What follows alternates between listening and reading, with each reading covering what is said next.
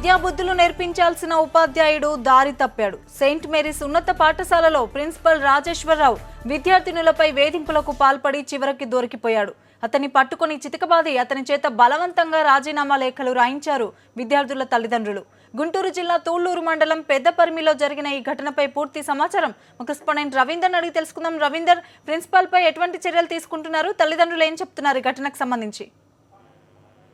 ఘటన సంబంధించి మొత్తంగా విద్యార్థులకు అంతా కూడా ఆందోళనకు గురవుతుంది. మొత్తం ఉపాధ్యాయులు కూడా సిగ్గుతో తలదించుకునే పరిస్థితి ఏర్పడింది. ఎందుకంటే ఇక్కడ పెదపరిమి ఏదైతే తుళ్ళూరు మండలంలో ఉందో పెదపరిమి సంబంధించిన ఆర్సిఎం స్కూల్లో ఈ ఘటన చోటు చేసుకుంది. గత కొంతకాలంగా ఇక్కడ హెడ్ మాస్టర్ గా పనిచేస్తున్న రాజేశ్వరరావుతో పాటు కాంట్రాక్ట్ టీచర్ గా పనిచేస్తున్న రాఘవ, ఈ ఇద్దరు టీచర్లు కూడా గత కొంతకాలంగా అమ్మాయిల పట్ల లైంగికంగా వేధిస్తున్నారంటూ తేలిపోయింది. ఎందుకంటే గత కొంతకాలంగా ఈ కార్యక్రమం కొనసాగుతూనే ఉంది. అయితే విద్యార్థినులు ఎవరు కూడా బయటకు చెప్పుకోలేక ఆందోళన చెందిన పరిస్థితి.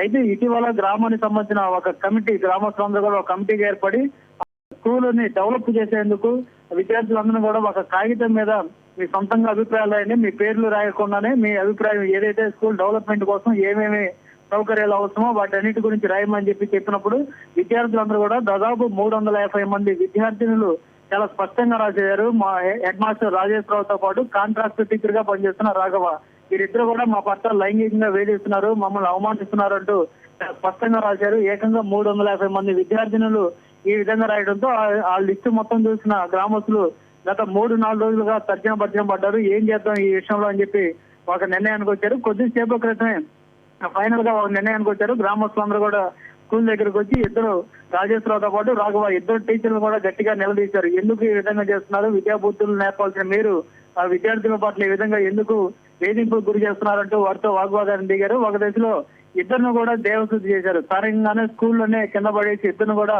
దేవశుద్ధి చేశారు. తర్వాత జిల్లా ఉన్నతాధికారులకు కూడా ఫిర్యాదు చేశారు.